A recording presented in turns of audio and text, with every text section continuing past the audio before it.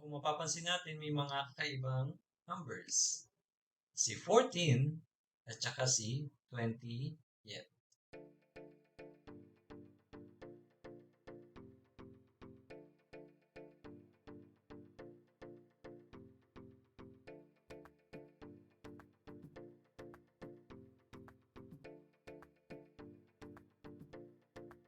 Minasan, konnichiwa.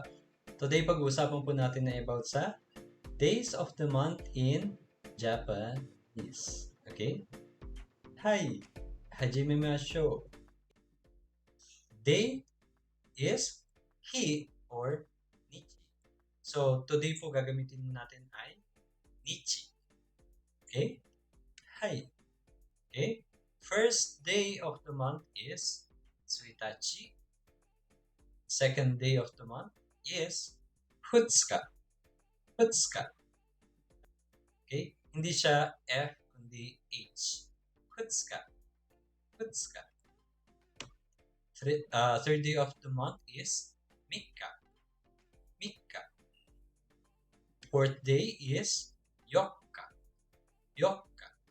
So, mapapansin nyo yung double K or K at saka K ng Mikka at saka Yokka. Nilalagyan natin ng stress sa pagbigkas. Okay? Mikka. Yokka. Okay? Fifth day is Itsuka. Itsuka. Sixth day is Wika. Wika. Muika. Wika. Seventh day is Nanoka. Nanoka. Eighth day is Yoka. Yoka. Ninth day is, or ninth day is Kokonoka. Kokonoka. And 10th day is Toka. Suitachi is 1 or first day. Futsuka. That would be second day of the month. Mikka. That is third. Yokka.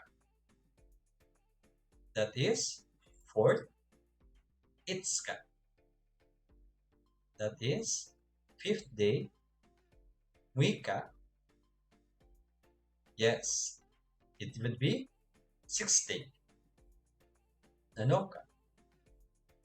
Seventh day. Yoka.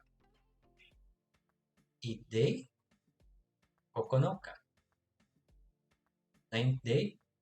And Toka. That would be 10th day. Okay, so Suitachi, Futsuka, Mikka, Yokka, Itsuka, Wika, Nanoka, Yoka, Kokonoka, tsaka Toka. Minasan, konnichiwa. Kung nagustuhan niyo po yung video, you can like, comment, and share na rin po. And kung gusto niyo po pong mapag-aralan lalo ng mas deep ang Japanese language, meron po akong promotional sale sa aking e-learning site na makikita niyo po yung link below. So, exclusive lang po yung 40% off sa mga YouTube followers. Po, maraming salamat po and I'm... How about 11? So, tanda po ba natin kung ano yung napag-usapan natin about numbers? So, 11 is 10 plus 1. Diba? 10 is 10 and 1 is ichi. Di po ba? Ngayon, lalagyan lang natin ng nichi sa dulo. So, si 11 ay 11 nichi. 11 nichi. Okay? How about 12? 12 nichi. How about 13? 13 nichi. How about 14? Yes. 14. So, medyo kakaiba siya, no? Imbis na 14 nichi, magiging 14. はい、15. 15日。16. 16日。How about 17? 17日。17日。Okay? 18? Yes. 18日。18日。How about 19? Okay? 19日。19日。How about 20?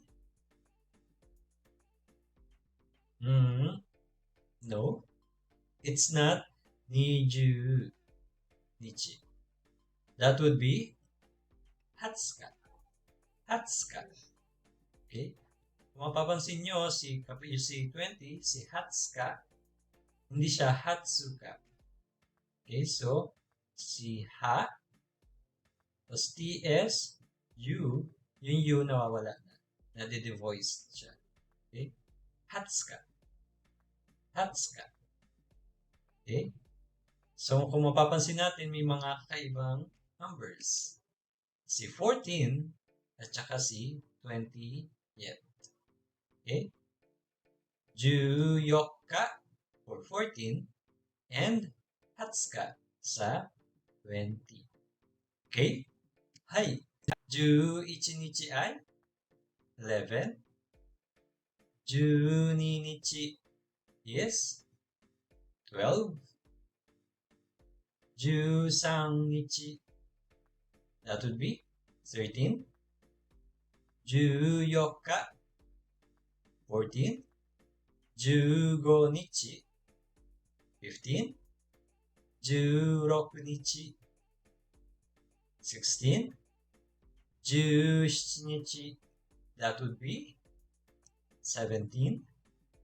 18日 that would be 18. 19日 that would be 19. And ang ating exception na 20 that would be 20 yen. Okay?